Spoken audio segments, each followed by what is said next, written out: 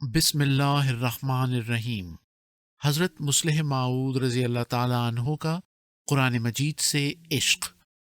حضرت سیدہ مریم صدیقہ صاحبہ حرم سیدنا حضرت خلیفۃ المسیح ثانی رضی اللہ تعالیٰ عنہ حضور رضی اللہ تعالیٰ عنہ کے بارے میں تحریر فرماتی ہیں، قرآن مجید سے آپ رضی اللہ تعالیٰ عنہ کو جو عشق تھا اور جس طرح آپ نے اس کی تفسیریں لکھ کر اس کی اشاعت کی، وہ تاریخ احمدیت کا ایک روشن باب ہے۔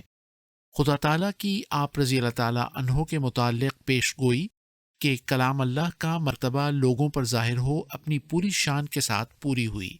جن دنوں میں تفسیر کبیر لکھی، نہ آرام کا خیال رہتا، نہ سونے کا، نہ کھانے کا، بس ایک دھن تھی کہ کام ختم ہو جائے۔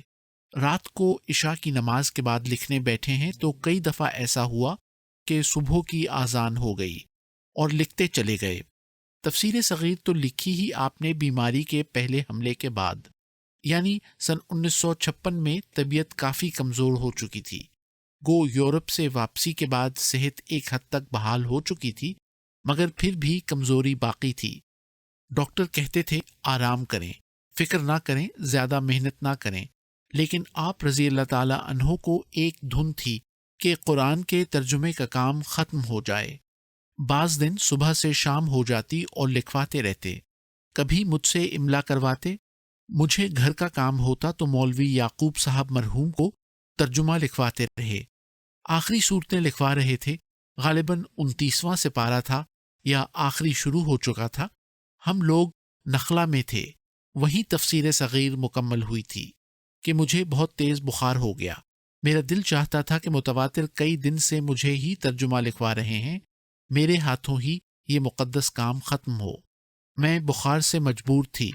ان سے کہا کہ میں نے دوائی کھا لی ہے، آج یا کل بخار اتر جائے گا، 2 دن آپ بھی آرام کر لیں، آخری حصہ مجھ سے ہی لکھوائیں تا میں ثواب حاصل کر سکوں۔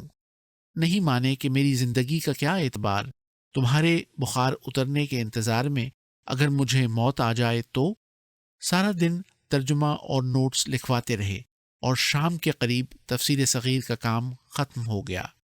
بے شک تفسیر کبیر مکمل قرآن مجید کی نہیں لکھی گئی، مگر جو علوم کا خزانہ ان جلدوں میں آپ رضی اللہ تعالیٰ عنہ چھوڑ گئے ہیں، وہ اتنا زیادہ ہے کہ ہماری جماعت کے احباب ان کو پڑھ کر ان سے فائدہ اٹھائیں تو بڑے سے بڑا عالم ان کے مقابلے میں نہ ٹھہر سکے۔ خطابات مریم جلد اول صفحہ 67، مرسلہ فوزیہ شکور صاحبہ، جرمنی۔